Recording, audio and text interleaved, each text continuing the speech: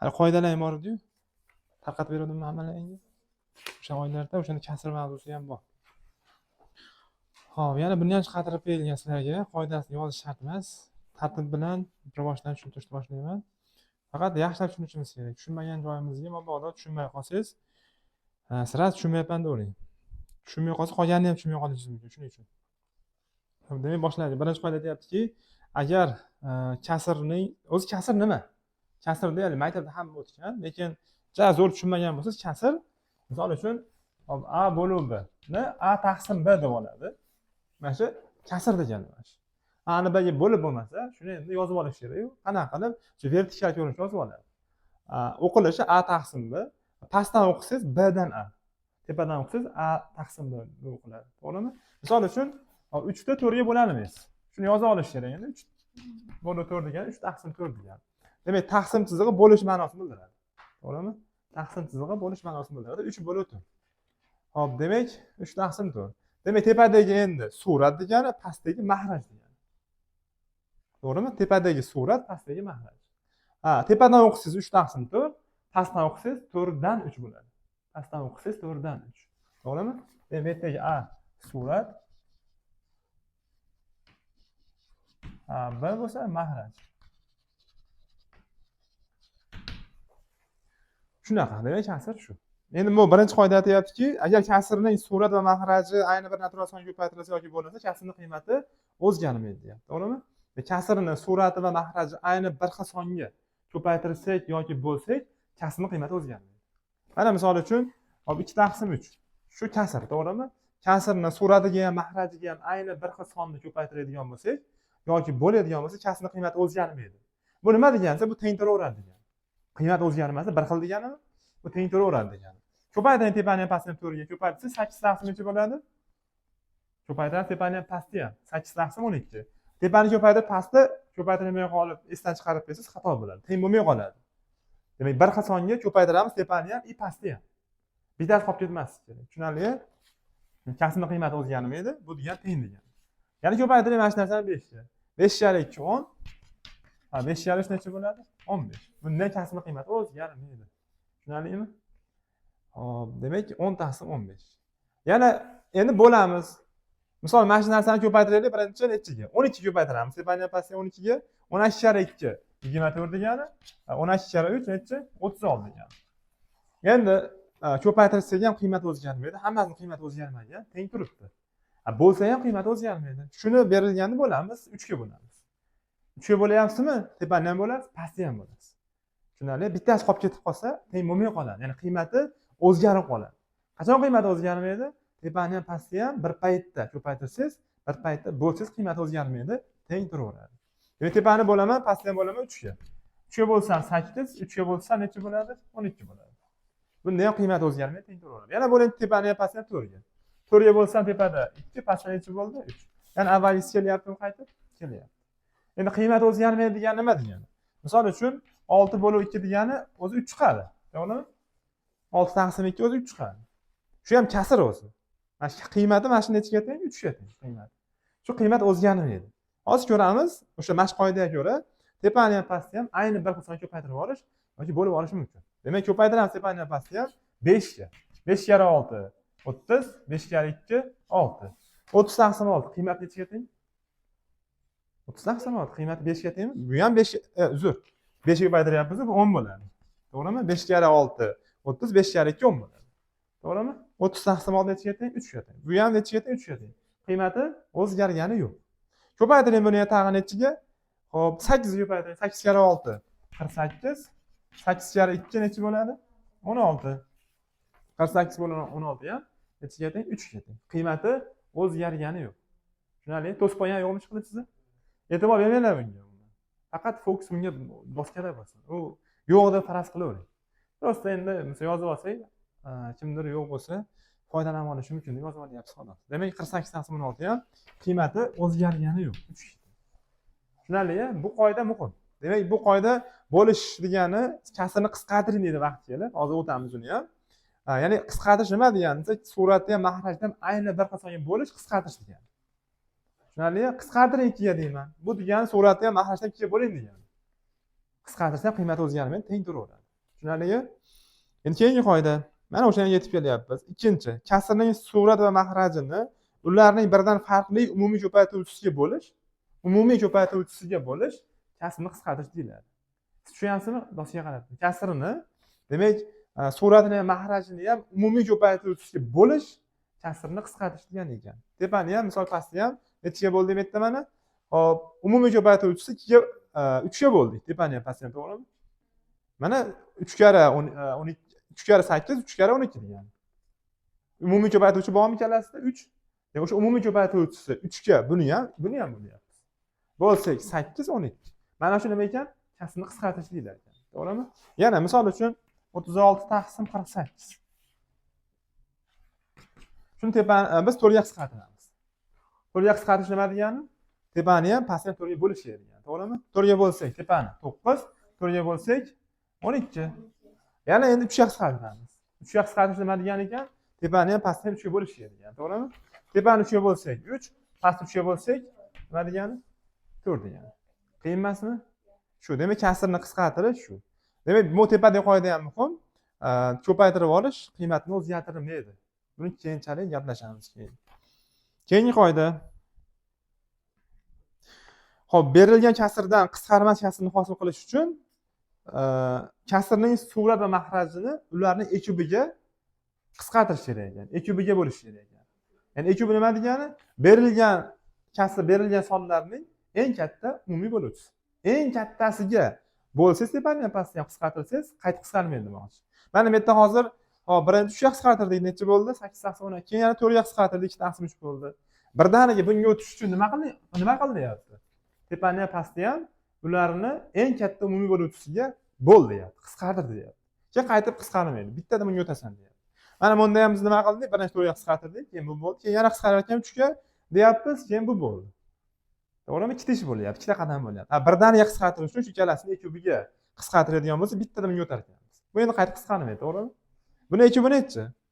Agar eplasangiz og'zaki toping, bo'lmasa yozib topib o'rgatdimmi buni? Yozib toping. Demak, ikkalasining eng katta umumiy bo'luvchi 12. Ekubi 12. 12 ga qisqartirsak, qayta qisqarmaydi. Mana 12 ga bo'lsak, 36 - 12 3 ga teng, 48 - 12 necha bo'ladi? 4 ga teng. Qayta qisqarmaydi. Kasrni shunday qisqartirayki, qayta qisqarmasin desa, nima qilish kerak ekan demak? Ularni ekubiga qisqartirish kerak. Ekubiga bo'lish kerak. Tushunarlimi? Xo'p, endi keyingi qoida. Endi qo'shib ayirish yetib keldi sizlar bilan. Xo'p, bir xil mahrajli kasrlarni qo'shib ayirishda mahrajlarning bittasi hammasiga umumiy qilib olinadi va suratlarning o'zigina qo'shib ayriladi, deyapti. Qo'shib ayirish. Kasrlar ustida amallar endi. Hozir birinchi qo'shib ayirishlarga gaplashamiz, keyin ko'paytirish bo'lishlarga o'tamiz. Demak, qo'shib ayirish nima ekan? Xo'p. Demak, bir xil mahrajli kasrlarni qo'shib ayirishda, qanaqa bir xil mahrajli bo'lsa, 3 taqsim 16 minus 5 taqsim 16 plus 13 taqsim 16 minus 17 taqsim 16 minus 18 taqsim 16. Demak, bir xil mahrajli kasrlarni qo'shib ayirishda mahrajlar bittasi hammasiga umumiy qilib olinadi va suratlarning o'zinigina qo'shib ayiramiz. Demak, hammasiga 16 mahraj bo'ladigan bo'lsa, 16 ni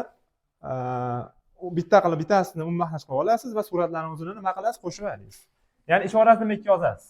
Umumiy mahraj yozganingizdan keyin bularni ishorasi bilan nima ikki yozishingiz kerak. Mana shuni umumiy mahraj tepasiga yozishingiz kerak. Buni ishorasi nima degani? Oldida bo'lar ishorasi, yo'q degani plus degani. Plusdan 3. Buni ishorasi oldida minusdan 5. Buni ham ishorasi oldida plusdan 13. Buni ishorasi oldida minus 17. Minusdan nima? 18. Endi tepasidagi haligi manfiy musbat mavzuyimizdagi misol. Birinchi ikkitasi har xil ishora. Bu ham har xil ishora. Nima qilinadi? Qoidani qo'llaysiz. Birinchi ikkitasi har xil ishora bo'lsa, kattadan kichikka ayirasiz, to'g'rimi? Mahraji yoziladi oxirigacha. Birinchi ikkitasi har xil ishora ayriladi. Kattadan kichikka ayirasiz 2 va kattaning ishorasi minus nima qilinadi? Qo'yiladi. Keyingi juftlik ham har xil ishora. Kattadan kichikka ayirasiz 4, to'g'rimi? Va katta ma'nomida ishorasi qo'yiladi. Son jihatdan katta-da endi bu. O'zi manfiy, to'g'ri kichkina bundan. Son jihatdan, soni katta. Moduli katta. Keyin nima? Bu minus 18 bo'ladi. Xo'p, endi bular bir xil ishora, to'g'rimi? Bir xil ishora qo'shiladi. Qo'shsa necha bo'ladi? Minus 6, minus 18 taqsim 16 barobar. Bu ham bir xil ishora nima qilamiz? Qo'shamiz. Qo'shsak minusdan 24 taqsim 16. Ana endi bu minusdan chiqadigan bo'lsa, o'sha minusini xolasiz qolsa ham mayli shu yerda. Xolasangiz kasr chizig'ini chap ro'parasiga yozib qo'yishingiz ham mumkin. Ko'proq shunaqa beradi. Xolasangiz mahrajni yozib qo'yishingiz ham mumkin o'sha minusni. Zarari yo'q bu narsani. Ko'proq bunaqa qilib beradi. Javoblarda, misollarda shunaqa qilib beradi. Minus tepada qolsa ham zarari yo'q. Yonda bo'lsa ham zarari yo'q, chap yonida, pastda bo'lsa ham zarari yo'q. Yoki pastdagini yoniga yozib qo'yish ham. Yoki tepadagini pastga yozib qo'yish ham. Bir xil teng turaveradi baribir. Tushunarlimi? Endi bu qisqaradi mana shu turish hozir. To'g'rimi? Qisqaradi, 8 ga qisqaradi. 2 kubi 8 da, 2 kubiga qisqartirsa qayta qisqarmaydi. 8 ga bo'lsak, 8 ga bo'lsa 3, 8 ga bo'lsa nima bo'ladi? 2 bo'ladi. Mana qayta qisqarmaydi. Minusdan necha bo'ldi? Minusdan 3 taqsim 2 bo'ldi. Teng turaveradi, mana teng. Shunga teng. Tushunarlimi? Mana shuni yozib qo'ydi. Xo'p, davom ettiramiz. Demak, keyingi qoida.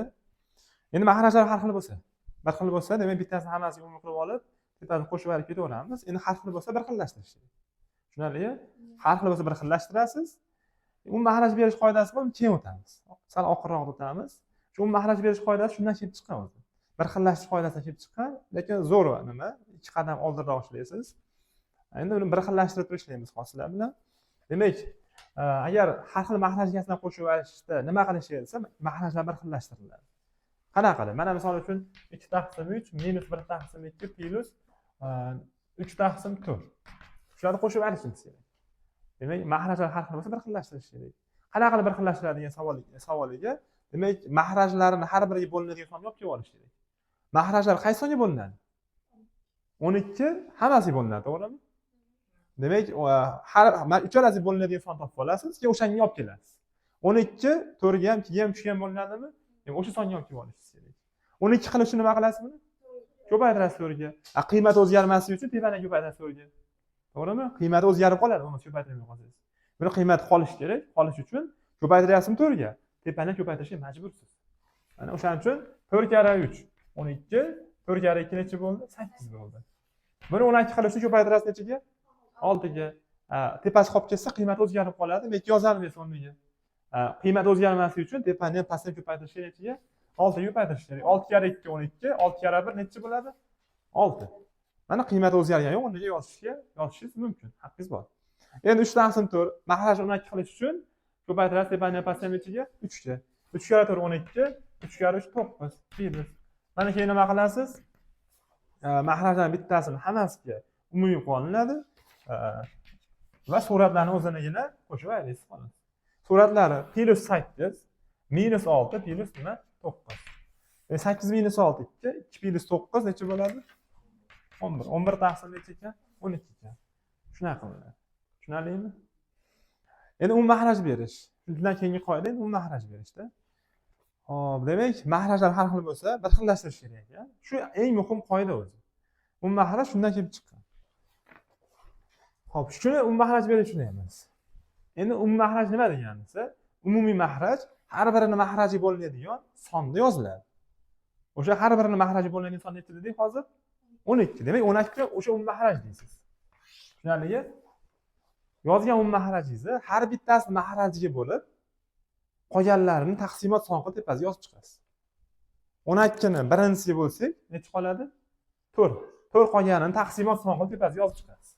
12 ni 2 ga bo'lsak 6, 6 ni taqsimot son qilib tepasiga yozasiz. 12 ni 4 ga bo'lsa necha bo'ladi?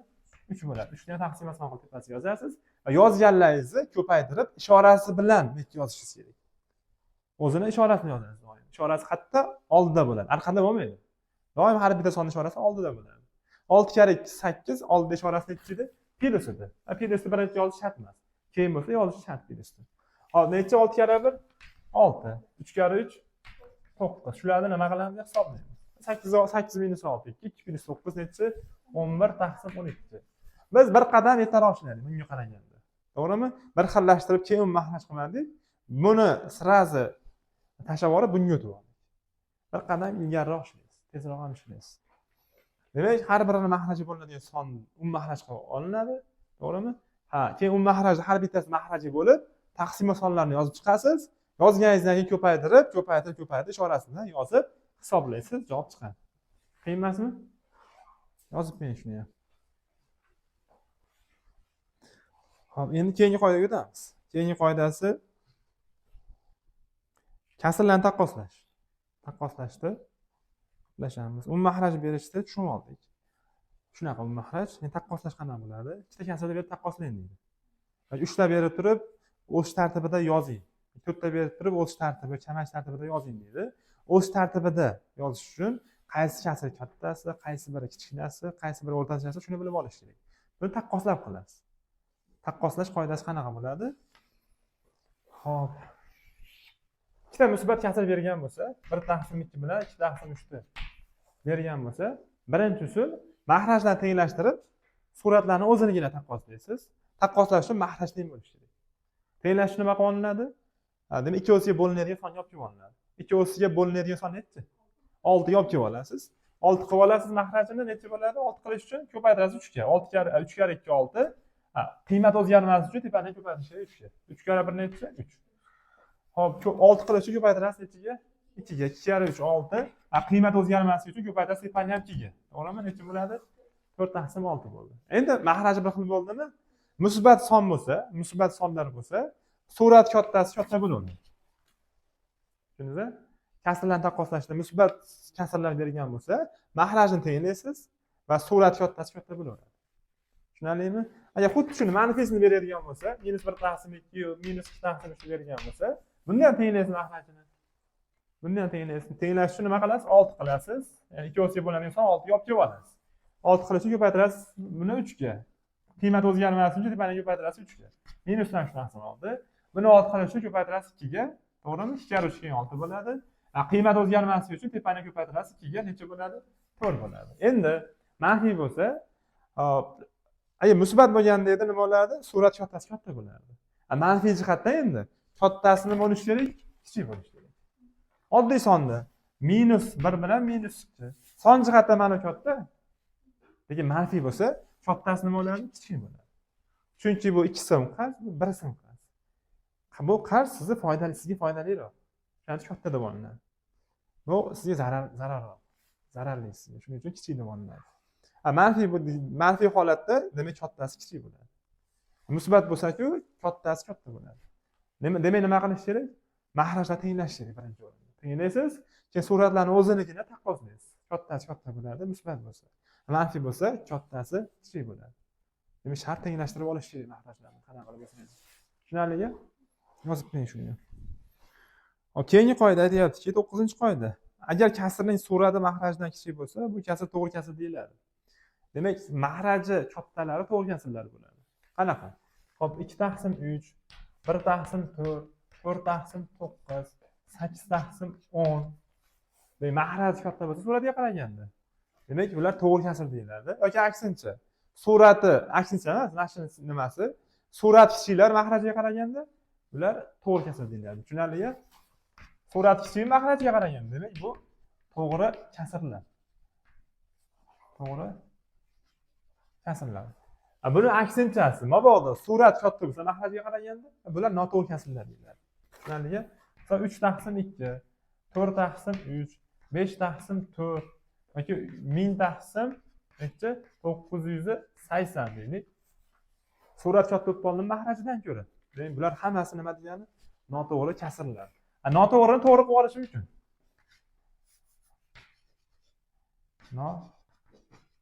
To'g'ri kasr.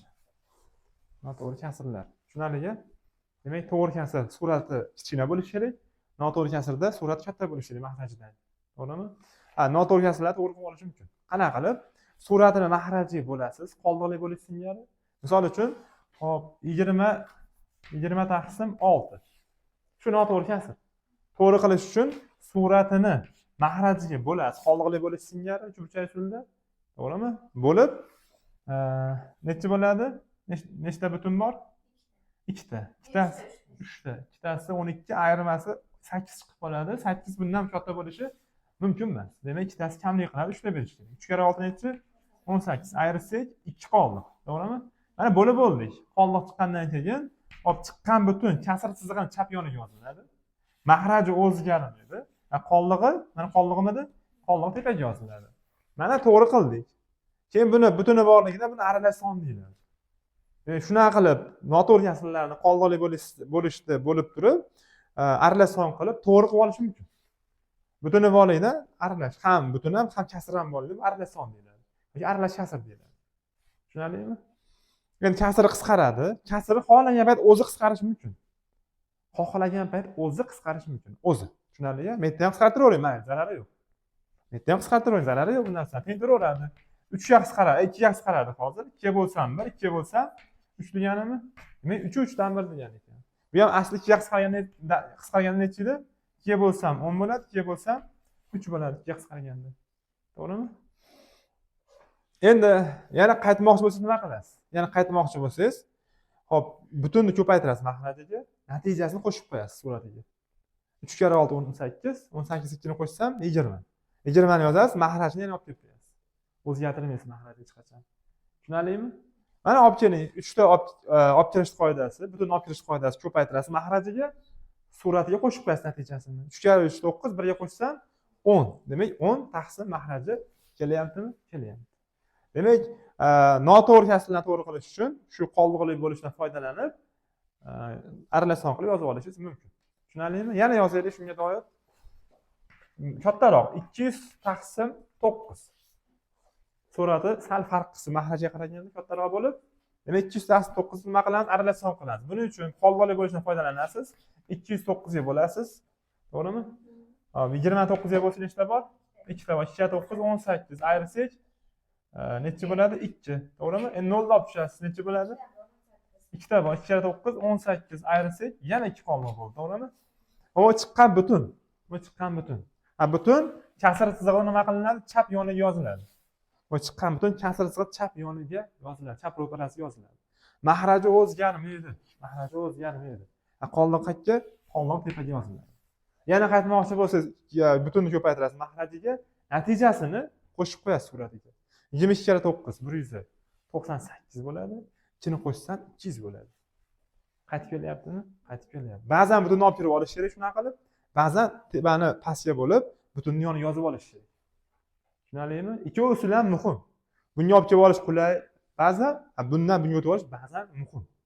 O'tmasa misol chiqmaydi. Ko'paytirish bo'lishlarda butunni olib kirib ko'paytirib bo'linadi.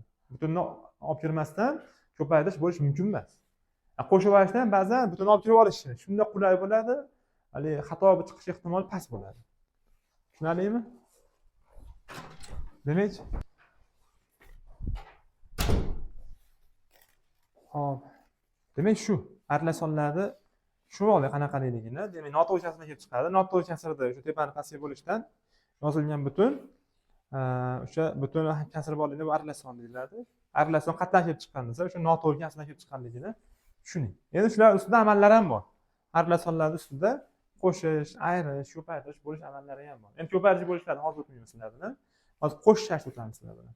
Yozib qo'yinglar mana shu narsani. Demak, hop, keyingi qoida aralash sonlar qo'shib olish ustida amallar bor. Shuni gaplashamiz sizlar bilan endi. Aralash son qatnashni tushundingiz. Endi aralash sonlar qo'shib olish. Misol uchun 3 u 4 dan 3 minus 1 u 2 dan 1 minus 5 u hop 3 dan 2 minus 6 u 4 dan qilmaylik, 6 dan 5. Aralash sonlar qo'shib olishda qanaqa qilamiz? Hop, birinchi butunlarini hisoblab oling. Butunlarni hisoblab oling. 3 ga 1 da qo'shsam 4. 4 dan 5 ta ayirsam minus 1. To'g'ri? Minus 1 ga 6 5. To'g'rimi? Minus 1 ga 6 har xil chora ayriladi. 6 dan 1 da ayirish 5. Kattasini chorasi qo'yiladi. Plus kattasini chorasi. Demak, aralash sonlar qo'shib olishda birinchi butunlar qo'shib olinadi, hisoblab olinadi.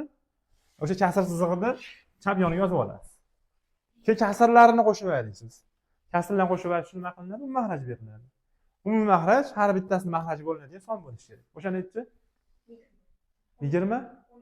20 4 ga bo'linadi. 2 ga bo'linadi. 2 ga ham bo'linadi, lekin 3 ga bo'linmaydi. 6 ga ham bo'linmaydi.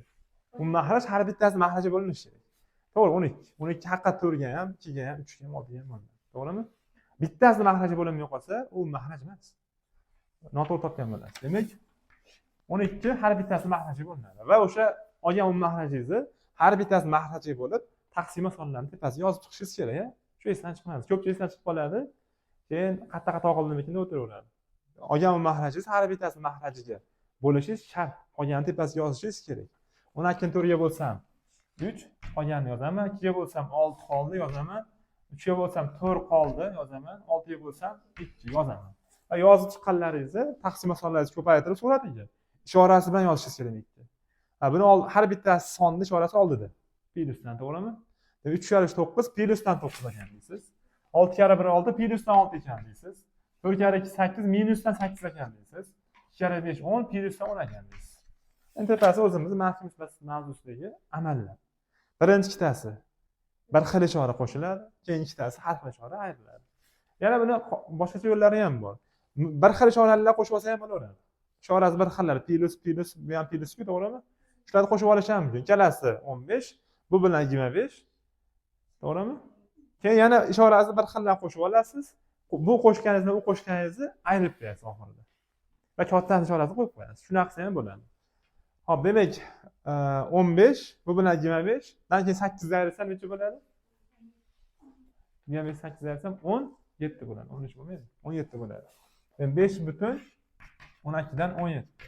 Ko'ryapsiz, mana shu yerda ham hozir nima bo'lib qoldi? Surat katta bo'lib qoldi, noto'g'ri kasr bo'lib qoldi. Shunda nima qilasiz? Tepani pastga bo'lasiz. 17ni 12 ga bo'lasiz. O'zi og'zaki qilish kerak. Men tushuntirish uchun yozib qilyapman. 17 ni 12 ga bo'lish uchun nechta butun bor 17-12lardan? Bitta bor. 1 ga 12 12. Uni ayirib olsa necha qoladi? Qoldi? 5 qoladi. O'sha chiqqan bir butun yo'q bo'lsa yoniga yoziladi. Butuni bo'lsa unga qo'shib qo'yiladi. Tushunarli? Yo'q bo'lsa yoniga yozib qo'yiladi butun. Bo'lsa o'shanga qo'shib qo'yiladi. Birda qo'shsam necha bo'ladi? 6 bo'ladi. Mahraj o'zgarmaydi. Qoldig'i buni o'rniga yoziladi. Demak 6 butun 12 dan 5. Kim tushunmadi? Hamma tushundimi? Demak aralashmalar qo'shib olishda birinchi butunlarni hisoblab olinadi va kasrlarni keyin hisoblab ishlanaveradi. Xo'p, dosiga qarab turasiz, yozaverasizlar.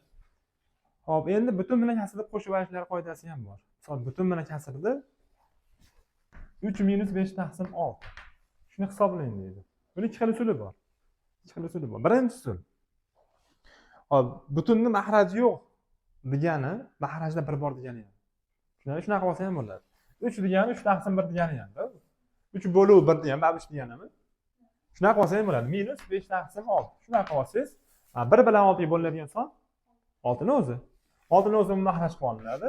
Keyin 6 ni 1 ga bo'lsam 6, 6 ga bo'lsam 1 deysiz. Keyin 6 kare 3 18, minus necha bo'ladi? 5. Bu nima degani?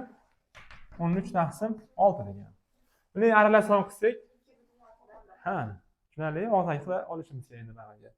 Ya'ni 13 ichida nechta bor 6 aylan deysiz? 2 ta bor bo'lsa, nima 2 butun degani, 2 butun chap yoniga yoziladi. Mahraj o'zgarmaydi. 2 kare 6 12 ni bundan ayirib olsangiz o'sha qoldiq bo'ladi.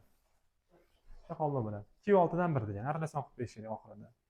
Demak, mabodo butun bilan kasrni qo'shib ayirish bo'lsa, butunning mahraji yo'q degani 1 degani qilib yozib olsangiz ketaveradi. Xolasi buni xayolda qiling, yozib o'tirish shart emas. 6 ko'payadi, 18 ga 5 dan ayirayman deb shunaqa qilishingiz mumkin. To'g'rimi? Mana misol uchun 2 minus 4 taqsim 5. Buni mahraji yo'q degan 1 degani va 1 5 o'zini mahraji olinadi deysiz, to'g'rimi? Keyin 5 ni 1 ga bo'lsam 5 bo'ladi, keyin ko'payadi 2 ga deysiz, necha bo'ladi? 10 bo'ladi. Keyin 10 minus 4 bo'ladi. Chunki bunga bittada barmi, to'g'rimi? Bitta. Necha bo'ladi? 6 taqsim 5. Bu degan 1 butun 5 dan 1 degani. To'g'rimi? Bu birinchi usulida. Endi ikkinchi usul nima qilinadi? Ikkinchi usul ham muhim, bu ham muhim. Ba'zan bu qulay, ba'zan ikkinchi usul qulay bo'ladi. 3 ta birini olaman, ikkisi qoladi. Birini oldim. Olganini nima qilaman birida? Buni mahrajiga moslab 6 taqsim 6 qilib olaman. Mana 6 taqsim 6 ham 1 degani, o'sha. Keyin 1 bilan 2 3 degani. Demak, 3 ni birini olib, ikkisini qoldirdim. Birini 6 taqsim 6 qilib oldim. Buni mahrajiga moslab. Agar mahraji 7 bo'lganda 7 taqsim 7 qilib olardim. Mahraji 10 bo'lganda 10 taqsim 10 qilib olardim. 9 bo'lsa 9 taqsim 9 qilib olardim. Tushunarli? Buni mahrajiga qarab turib qilasiz bu ishni. 6 taqsim 6 minus 5 taqsim 6. Endi aralashmalar qo'shib olishda butunlarni qo'shib ayirib olasiz birinchi. Buni butuni yo'q degan 0 degani. Butuni yo'qda, to'g'rimi? Yo'q degan 0 degani. 2 minus 0 2 degani. Tushunarli? 2 minus 0 2 degani. 6larni o'zi mahraj. To'g'rimi? Keyin 6 minus 5 yoziladi. Bu necha ekan? 2 6 dan 1 ekan. To'g'ri ekanmi? To'g'ri ekan. Ba'zan bu qulay. Ba'zan tepadagi qulay. Tushunarlimi? Kim tushunmayapti? Qaysiga tushunmayapsiz? Menga tushunmay qoldingiz. Demak, xohlagan sonni bir butunini olib shunaqa qilib yozib olish mumkin. Tushunarlimi? 6 taqsim 6 o'zi 1 degani-da. To'g'rimi? 6 bo'lib 6 1mi? O'sha 1 2 bilan necha bo'ladi baribir? 3 bo'ladi. O'zi mana shunaqa yozish degani 2 6 masalan 2 6 dan 7 degani buni yozib olish ham mumkin. 2 plus 6 dan 7. Aralash sonni qana shunaqa yozib olish mumkin. Chachib yozib olish mumkin. Ya'ni kasri plus butuni qilib yozib olish mumkin. 2,5 ta non deydi, to'g'rimi? 2,5 ta non degani nima degani? 2 ta non plus yarim ta non degani-da. 2 ta non. Mana 2 7 dan 6 degani ham 2 ta non 7 dan 6 ta non bo'lsa, 7 dan 6 nonni 7 taqsim 6 qismidagi non bo'lsa, shu umumiy non degani 2 ta non va nonni 7 dan 6 qismini yig'amiz degani ham-da. Tushundingizmi? Yig'in. Endi men nima qildim? Shu 6 taqsim 6 qilib oldim, birini olib. Bu 6 taqsim 6 plus 2 degani 1 plus 2 degani, tushundingizmi? To'g'rimi? Ya'ni qaytib kelyaptimi 3? Qaytib kelyapti. Demak, shunaqa qilib yozib olish mumkin. 3 degani 2 6 dan 6 degani. Yoki 2 10 dan 10 degani ham. 10 dan 10 taqsim 10 nima degani? 1 degani. 1 bilan 2 necha tag'in? 3 degani. Nimaga 6 taqsim 6 qilib oldim? Buni mahrajiga moslab. 6 bo'lsa, u mahraj 5 qulay bo'ladi-da. Agar buni 4 qilib qo'ysam, 4 bilan 6 bo'lgan son necha deb oqtaraman tag'in. Ishim uchun payda. To'g'rimi? 6 qilib olsam, 6 larni o'zi mahraj deb olasiz, keyin tepasini hisoblab ketaverasiz. Tushunarlimi? Yana misol. Hop 5 minus 4 taqsim 9. Shunda ishlaymiz ikkinchi usulda. Demak 5 ni 1 ni olsam 4 qoladi. To'g'rimi? Olgan birimni nima qilib olaman? Buni mahrajiga moslab 9 taqsim 9 qilib olasiz. Minus 4 taqsim 9. Endi buni butuni yo'q degan nol degani. Chunki aralash sonlar qo'shib ayrashda butunlarni ayrib qo'shib olish kerak-ku. 4 minus 0 4 degani. Hop. 4 degani 9 da o'zim mahraj bo'ladigan bo'lsa, 9 minus necha bo'ladi? 4. Bu degani 4 butun 9 dan necha? 5 degani. Xolos, birinchi usulda ishlaymiz. Buni mahraji yo'q degani 1 degani. Keyin 9 o'zim mahraj bo'ladi, to'g'rimi? Buni mahraji yo'q degani 1 deganimi? 9 o'zim mahraj bo'lsa, 9 da 1 ga bo'lsa 9 kara 5 45 degani. Keyin minus necha? 4 degani. Bu degani 41 taqsim necha? 9 degani. Chunki buni mahraji yo'q degan 1 degani. 1 bilan 9 ga 9 o'zim mahraj. 9 ni 1 ga bo'lsam 9 kara 5 45 minus nima bo'ladi? 4. Yozgan taqsimotingizni ko'paytirasiz bunga. Ko'paytirib tepaga yozasiz, to'g'rimi? Chorasi bilan. 45 minus 4. Endi buni aralash son bo'lsa, noto'g'ri bo'lsa aralash son qilib qo'yishimiz kerak. 41 ichida 9 saydan qancha bor? 4 ta bor. 4 ta butun degani nima qilinadi? Chap yoni yoziladi. Kasrsiz ham chap yoni yoziladi. Mahraj o'zgarmaydi. Qoldiq qayerga? Tepaga yoziladi. 4 bu 9 dan necha qoldig'i? 5. Qoldig'ini bilish uchun ko'paytirib natijani ayirib oling bundan chiqadi. To'g'rimi?